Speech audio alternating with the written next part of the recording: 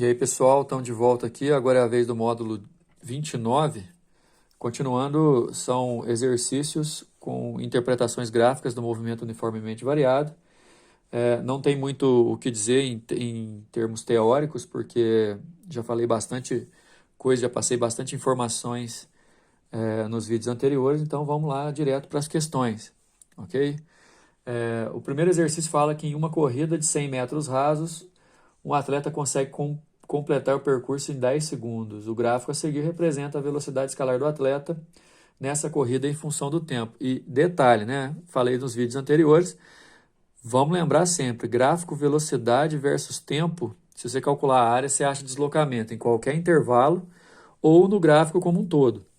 Nesse caso aqui, ó, isso aí é um atleta, como o enunciado está falando. O atleta parte do repouso, acelera durante 4 segundos, e depois, durante 6 segundos finais de prova, ele mantém sua velocidade constante. O detalhe é que a gente já sabe quanto que dá a área dessa figura inteira aqui, porque esse gráfico representa completamente a prova dos 100 metros rasos, ou seja, do repouso até acelerar em 4 segundos, atingindo a velocidade máxima e assim percorrendo até o final, foram 100 metros.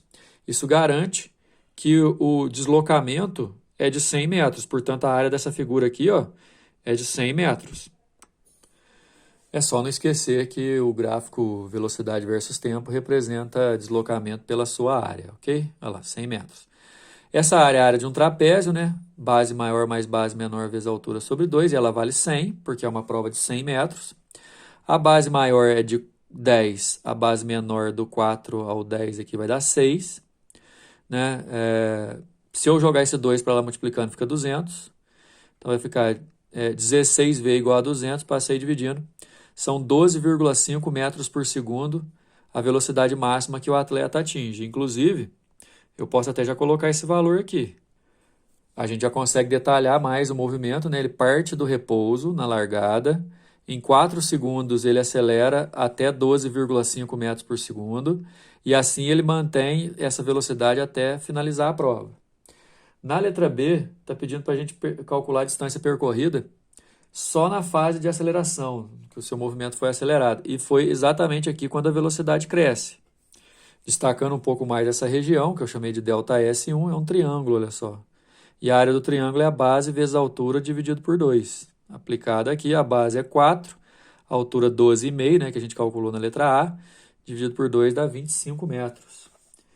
E a letra C pediu a aceleração desse atleta no instante t igual a 2 segundos, que é aqui, né? Só que do 0 ao 4, tanto faz qual que é o intervalo que você vai pegar, porque a aceleração é sempre a mesma, né? Já que o movimento é uniformemente variado.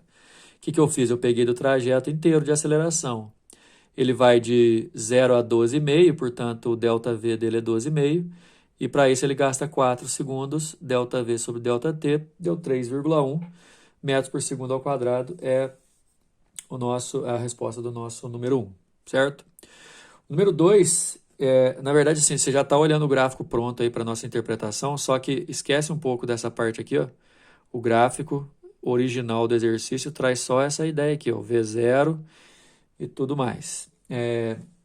O carro está se movendo em uma trajetória retilínea com velocidade escalar constante. O motorista vê o sinal vermelho de um semáforo e aciona os freios para parar o carro. Só que tem um detalhe, né?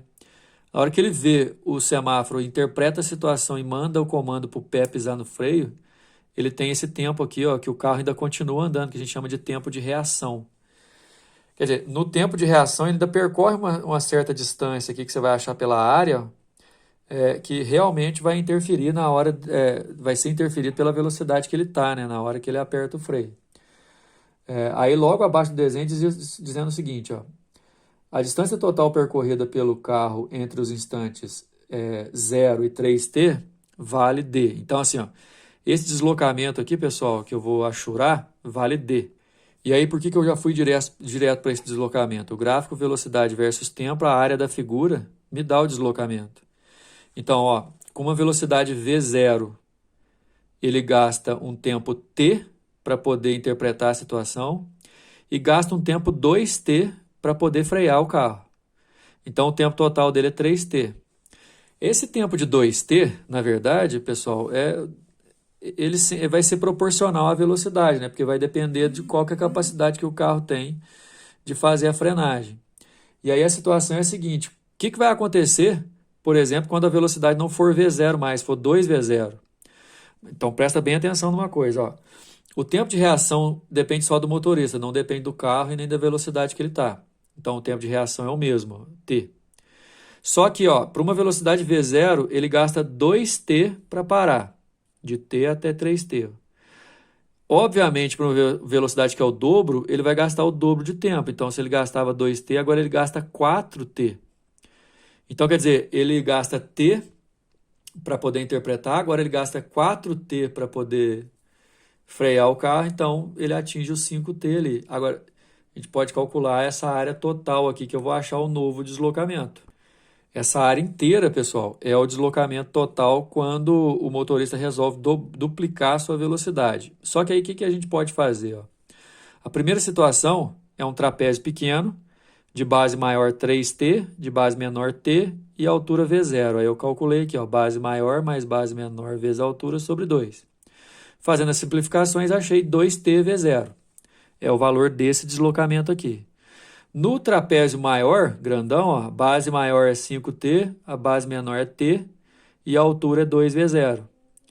Né? Base maior mais base menor vezes a altura sobre 2, já cortei aqui. E aí 6TV0. Você pode comparar.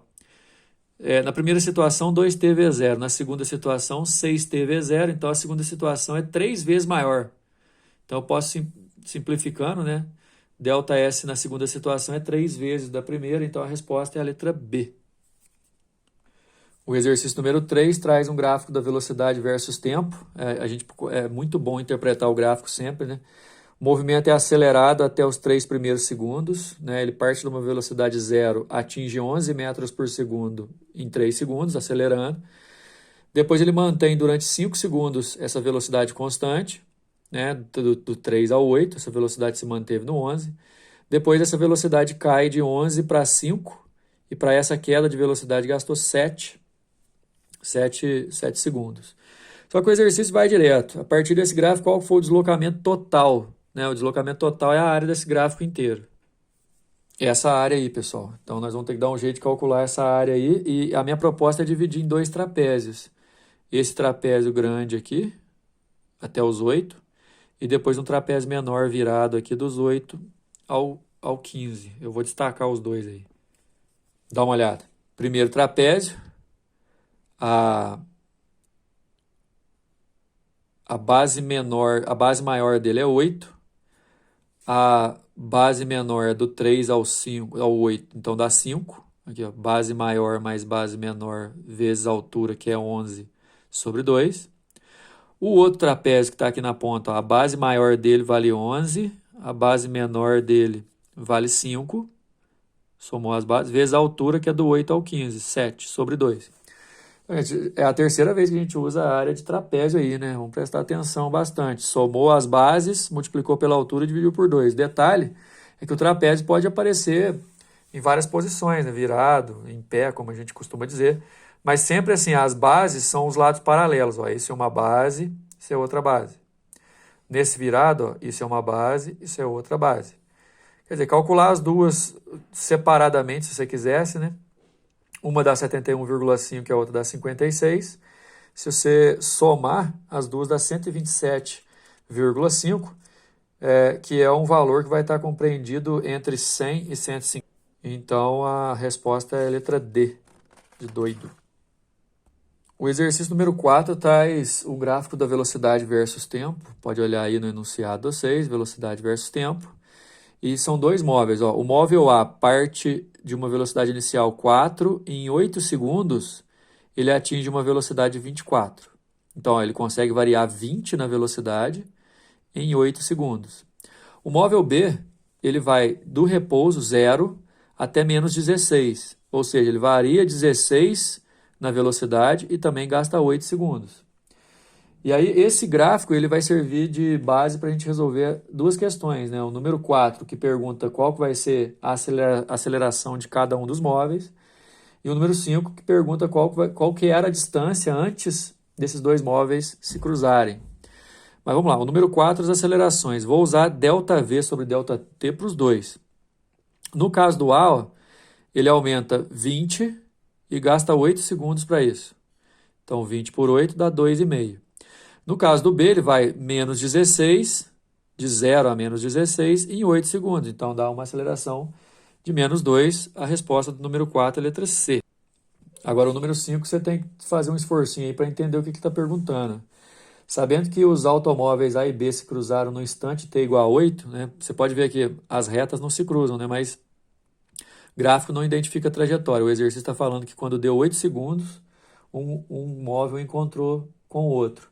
A distância entre eles, medida em metros no instante t igual a 0, ou seja, na hora que começa a contar para o gráfico, qual que vai ser a distância de cada um. Então, assim, o que eu resolvi fazer? Eu resolvi calcular qual que vai ser o deslocamento que o A teve até encontrar com o B, o deslocamento que o B teve até encontrar com o A, e imaginando que eles vão em sentidos opostos, eu somo os dois deslocamentos. Só que olha o detalhe. Isso aí que está em destaque agora no gráfico, ó, é o deslocamento do A. É um trapézio, de novo. Ó. Base maior dele está aqui, 24. Base menor está aqui, que é 4. E a altura aqui, 8. Base maior mais base menor vezes a altura sobre 2 dá um deslocamento de 112. Ou seja, o A andou 112 metros até encontrar o B. Certo? Em relação ao eixo T, sempre em relação ao eixo T, gráfico velocidade versus tempo, eu vou achar agora a área para o B. Que vai ser, pessoal, essa parte aí de baixo, olha só. Essa parte de baixo é o deslocamento do B. Que é, no caso, um triângulo. De base 8 a altura menos 16. Base 8 vezes a altura sobre 2. Vai dar menos 64. Qual que é a interpretação desse menos aqui? Vamos lembrar? Deslocamento negativo significa que o B se orienta no sentido negativo da trajetória. É como se você imaginasse que A e B viessem em sentidos opostos, assim, né? Como se o A fosse o lápis escuro e o B fosse o lápis mais claro. E aí, até encontrar o A, o B andou 112 metros. Desculpa, até encontrar o B, o A andou 112 e o B voltou 64. Ou seja, se você levar em consideração o deslocamento dos dois, somou os módulos, né? Dá 176 metros, que é a distância que separava os dois antes de tudo começar. Resposta é a letra E. Beleza? Até mais.